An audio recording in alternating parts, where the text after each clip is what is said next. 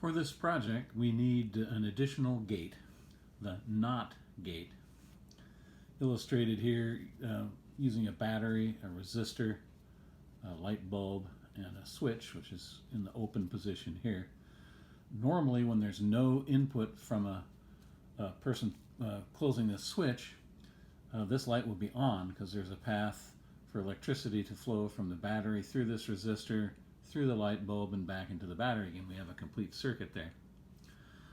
When there's input, when somebody closes this switch, now we have two paths for current to flow, and this is a much lower resistance path right here through the closed switch than this is, so very little current will flow through this leg of the circuit, not enough to light up the light bulb.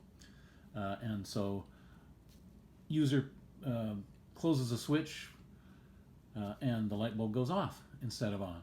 So that's an example of a NOT gate, also called an inverter gate.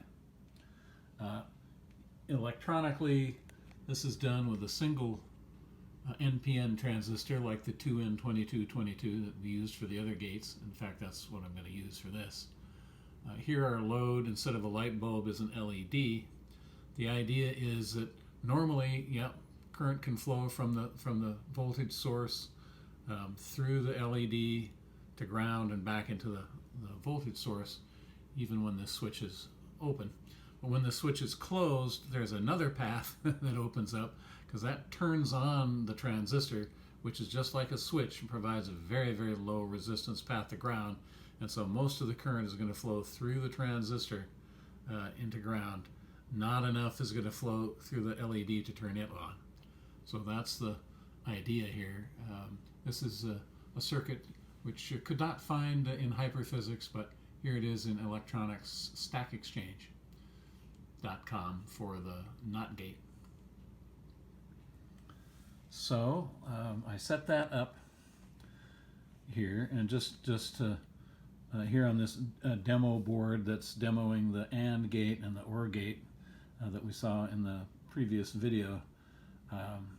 Here, just as a refresher, what we're looking at here is the OR gate with the two transistors wired in parallel, and pressing input A, that gives us an output of a high voltage level that lights up the LED, or input B, or both.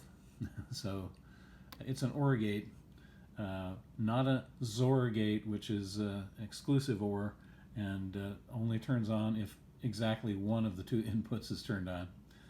This is the non-exclusive OR, which illuminates or goes into a high voltage state output when both inputs,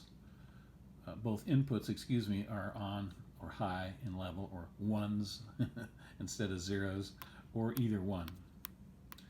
Okay, and so at the end here, I've tacked on a NOT gate, wired just exactly like we were seeing a moment ago.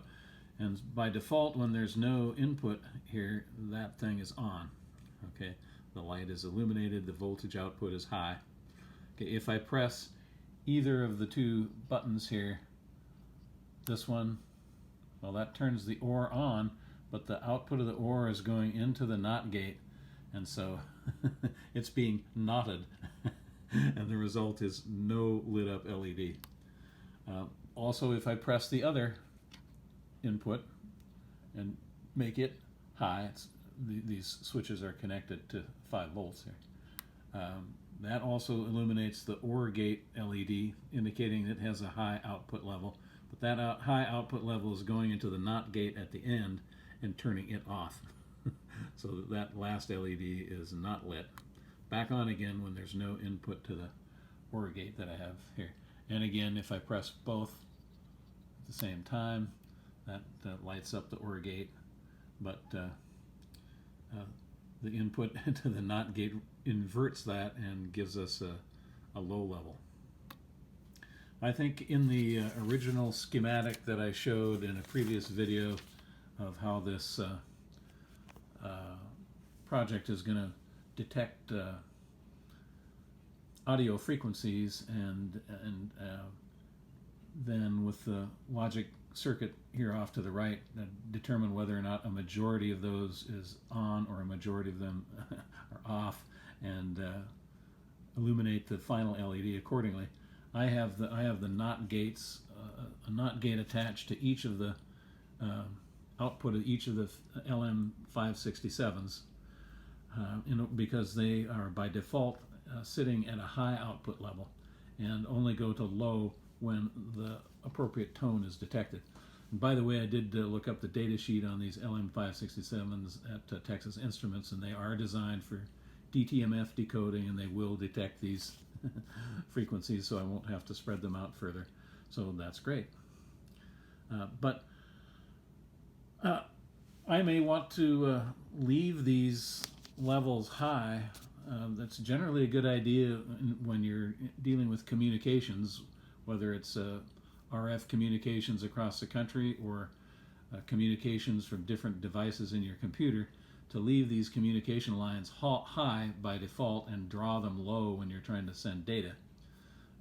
And so I think I'll just I'll try leaving these lines high, not use these NOT gates, and just put a single NOT gate on the end here after this OR gate, just like we were seeing in the demonstration board here. Effectively, that turns this into a NOR gate. And try it that way. That'll save transistors, reduce the amount of current flow, and make for, I think, sounder data communications. We'll see.